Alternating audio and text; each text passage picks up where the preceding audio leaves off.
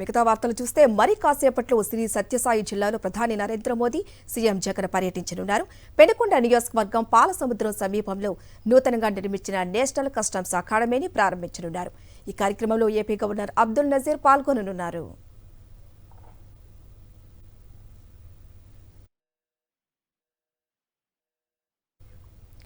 JP Karnataka సరిహద్దు ప్రాంతంలో national customs and narcotics శిక్షణా కేంద్రం ఏర్పాటైంది.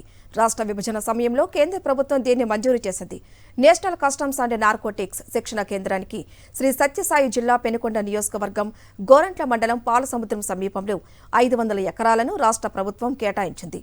సుమారు 720 కోట్ల రూపాయల వ్యయంతో నిర్మితమైన నేషనల్ కస్టమ్స్ అండ్ నార్కోటిక్స్ శిక్షణ కేంద్రం నాసిని కేంద్రాన్ని ప్రధాని మోదీ సీఎం వైఎస్ జగన్ లాంఛనంగా ప్రారంభించనున్నారు.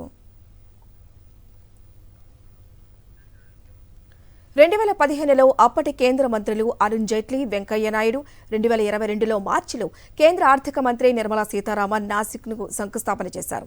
నిర్మాణ పనులు పూర్తవడంతో ఇవాళ ప్రధాని నరేంద్ర మోదీ, సీఎం జగన్ నాసిని కేంద్రాన్ని ప్రారంభించనున్నారు.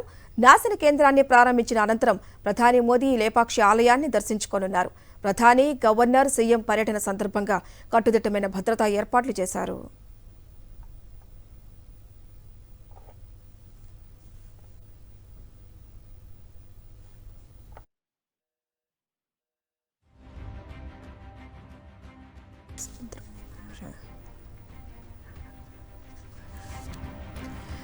మరింత సమాచారం సత్యసాయి జిల్లా పాలసముద్రం నుంచి మా ప్రతినిధి శివారెడ్డి అందిస్తారు. శివారెడ్డి, మరి కాసేపట్లోనే శ్రీ సత్యసాయి జిల్లాలో ప్రధాని నరేంద్ర మోదీ, సీఎం వైఎస్ జగన్ పర్యటించినారు.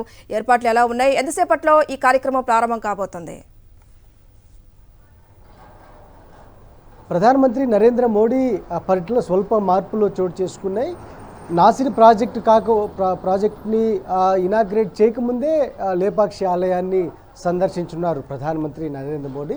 మరి కాసేపట్లోనే ప్రధానమంత్రి నరేంద్ర మోదీ శ్రీ సత్యసాయి జిల్లాకు చేరుకున్నారు. శ్రీ సత్యసాయి జిల్లా పుట్టపర్తి విమానాశ్రయానికి సరిగ్గా 12:55 ప్రైమ్ మినిస్టర్ మోడీ చేరుకున్నారు. అక్కడి నుంచి నేరుగా లేపాక్షికి వస్తారు. లేపాక్షి ఆలయాన్ని సందర్శిస్తారు. లేపాక్షి ఆలయంలో సుమారుగా గంట సేపు ప్రధానమంత్రి నరేంద్ర మోడీ ప్రత్యేక పూజలు నిర్వహించనున్నారు. అక్కడి నుంచి అంటే పూజా కార్యక్రమం లేపాక్షిలో ముగిసిన తర్వాత లేపాక్షి నుంచి నాసిన్ ప్రాజెక్టుకు చేరుకుంటారు. కేంద్ర ప్రభుత్వం అదేవిధంగా రాష్ట్ర ప్రభుత్వం ప్రతిష్టాత్మకంగా నిర్మించిన ఈ నాసిన్ ప్రాజెక్టు ఒకవైపున ఈ ప్రాజెక్టు సంబంధించి దాదాపుగా 500 ఎకరాలను రాష్ట్ర ప్రభుత్వం కేటాయించింది. అదేవిధంగా 720 కోట్ల రూపాయల నిధులతో నాసిన్ ప్రాజెక్టును ఇప్పటికే పూర్తి చేసిన పరిస్థితి కనిపిస్తోంది. ఎందుకంటే ప్రధానమంత్రి నరేంద్ర మోదీతో పాటు ముఖ్యమంత్రి వైఎస్ జగన్మోహన్ రెడ్డి, అదేవిధంగా గవర్నర్ అబ్దుల్ నజీర్ ఈ కార్యక్రమంలో పాల్గొంటున్నారు.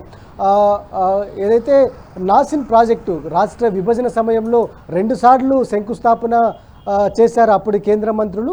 అయితే ముఖ్యమంత్రి వైఎస్ జగన్మోహన్ రెడ్డి ప్రత్యేకంగా శ్రద్ధ తీసుకోవడం, అదేవిధంగా ప్రత్యేకించి ఆ ప్రాజెక్టు పైన కృషి చేసిన నేపథ్యంలో ఒకవైపున 500 ఎకరాల భూమిని కేటాయిస్తూ ఏపీఐఏసీ ద్వారా చర్యలు తీసుకోవడం, అలాగే గొల్లపల్లి రిజర్వాయర్ నుంచి 1 టీఎంసీ నీటిని అలా అలకేట్ చేయడం, అదేవిధంగా స్థానికంగా విద్యుత్ అయితేనేమి లేకుంటే ఇతర మౌలిక సదుపాయాలు అయితేనేమి పూర్తి స్థాయిలో కేటాయించడంతోనే నాసిన్ ప్రాజెక్టు పూర్తి స్థాయిలో త్వరితగతిన పూర్తయిందని చెప్పాలి. ఈ రోజున ప్రధానమంత్రి నరేంద్ర మోడీ మరి కాసేపట్లో అంటే 3:30 గంటల ప్రాంతంలో నాసిన్కి వచ్చి అక్కడ ప్రాజెక్టును లాంఛనంగా ప్రారంభించినారు. కస్టమ్స్ అదేవిధంగా నార్కోటిక్స్ అకాడమీ దేశంలోనే 2వదిగా ఇది ఖ్యాతి పొందింది. మొదటిది ఫరీదాబాద్లో ఇప్పటికే ఏర్పాటు అక్కడ ఫంక్షనింగ్ జరుగుతోంది. 2వది అంటే సౌత్ ఇండియాలో మొదటిది, దేశంలోనే 2వదిగా నాసిన్ ప్రాజెక్టు ఇక్కడ ఏర్పాటైంది. యూపీపీఎస్సీ నిర్వహించే పరీక్షల్లో ఎవరైతే ఇండియన్ రెవెన్యూ సర్వీసెస్కి ఎంపిక అవుతారో వారికి ఇక్కడ శిక్షణ కార్యక్రమం ఇవ్వన్నారు.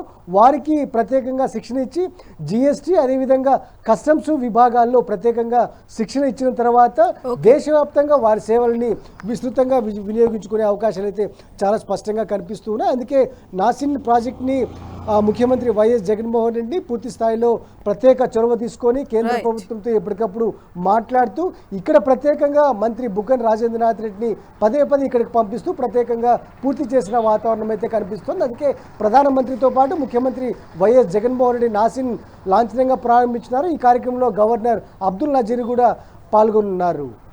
Thank you Sivareddy.